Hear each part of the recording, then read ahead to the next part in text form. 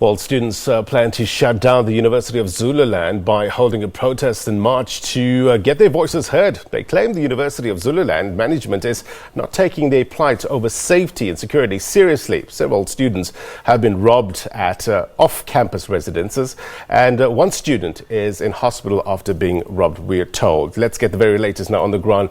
Sbongakonke Mbatha is live for us at the university. She comes to us live now. Thank you very much indeed for your time. Sbonga, what's the latest?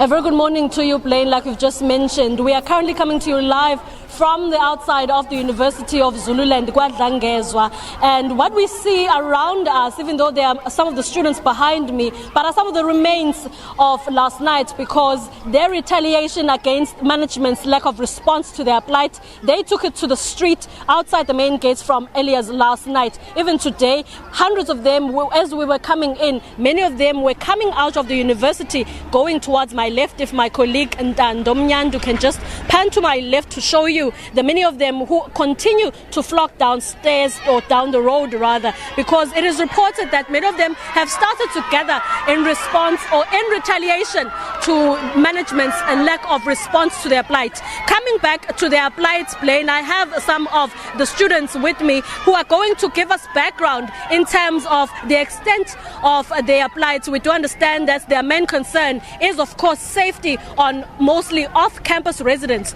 They took to social media as well, where we saw visuals of some of the incidents that have taken place. Some of the doors are being cracked open and them losing their belongings. And as early as yesterday, we did receive information that one of the students is actually in hospital after he tried to fight back against these alleged criminals who are called Amadabuka. We are going to get information as to where do they come from and how long has this been happening. I have with me some of the students who I'm going to be engaging in terms of this matter. A very good morning to you.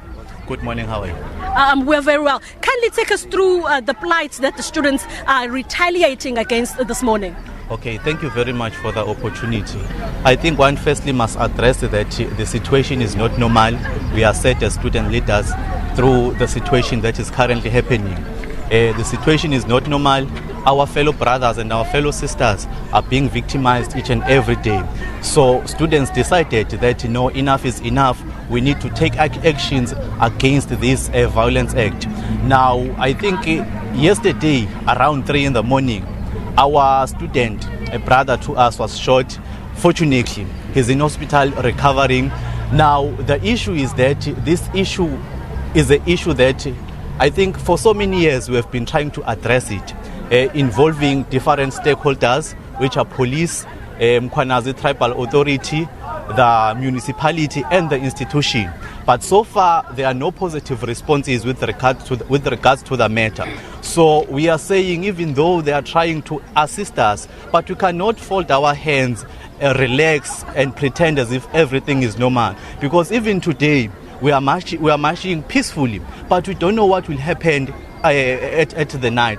Now we are saying the MEC, the Minister of Police, Mr. Pegitsele, must intervene, because we have seen incidences whereby other institutions are being taken serious, even if their issue is not big as the issue that we are facing. We have seen UCT students being attended to. We have seen a lot of institutions.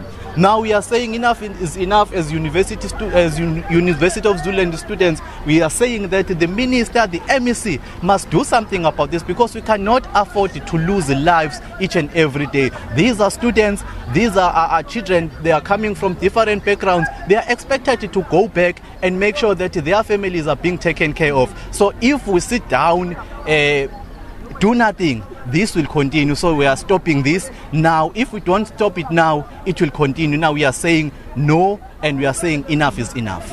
Speaking of, in terms of the number of students that are living on and off campus, take us through the dynamics of the number of students that fall victim to this type of crime.